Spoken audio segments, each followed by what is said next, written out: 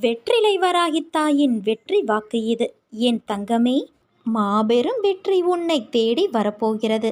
நாளை திடீர் திருப்பம் ஏற்பட போகிறது. ஓம் வராகித் தாயே என்று ஒரு முறை பதிவிடு. நமக்கு இன்று உள்ள பிரச்சனைகளை விட நமக்கு ஏற்படுகின்ற குழப்பங்கள்தான் அதிகம். இந்த குழப்பத்திற்கு காரணம் ஒவ்வொரு நாளும் நமக்கு கிடைக்கின்ற புதிய வாய்ப்புகள், நாம் அறிமுகமாகின்ற புதிய சூழல்கள். இதனால் இது நல்லதா அது நல்லதா என யோசித்து குழம்புகிறோமே தவிர சரியான முடிவு எடுக்க முடியாமல் திணறிக் கொண்டு இருக்கிறோம். இந்த நிலையில் இருக்கிற உன்னை சரியான இடத்திற்கு நான் அழைத்துச் செல்வேன். பிறந்த குழந்தை வெளிச்சத்தை பார்க்க கண் கூசுகிறது என்பதற்காக கண்களை மூடிக்கொண்டே இருந்தால் அதனால் கடைசி வரை உலகத்தை பார்க்கவே முடியாமல் போய்விடும். நடக்கும்போது விழுந்து விடுவோம் என பயந்து படுத்தே கிடந்தால் வாழ்க்கையில் அக்குழந்தையால் நடக்க முடியாமலே போய்விடும். குழந்தையாய் இருந்தபோதே நீ உலகத்தை உற்று பார்த்தாய். அந்த பழக்கத்தால் இப்போது உன்னால் தெளிவாக பார்க்க முடிகிறது.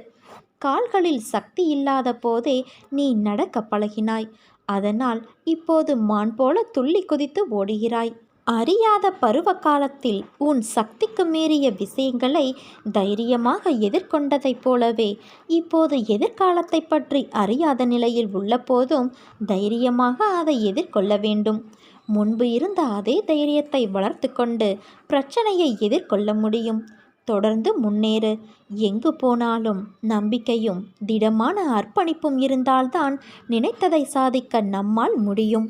உன்னுடைய உழைப்பையும் அன்பையும் பிறர் தவறாக பயன்படுத்தும் போதும் பலனை பிறர் அனுபவிக்கும் போதும் வருத்தப்படாதே.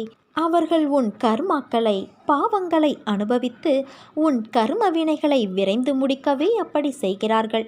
அந்த சமயத்தில் உனக்கு வருத்தமளித்தாலும் உன் கர்ம வினைகள் குறைகிறதே என்று நிம்மதிக்கொள்.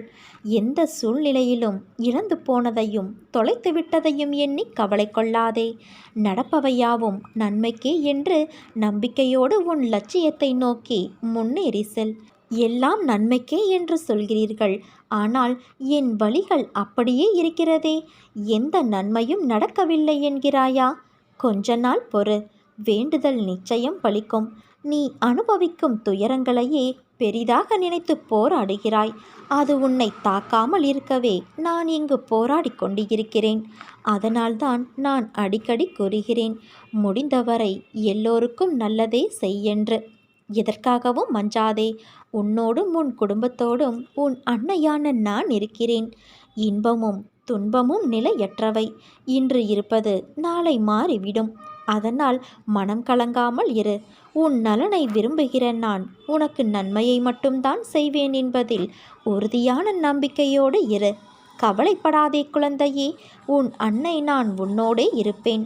நீ பக்தி செய்தால் நீ என்னிடத்தில் வருவாய். தொண்டு செய்தால் நான் உன்னிடத்தில் வருவேன்.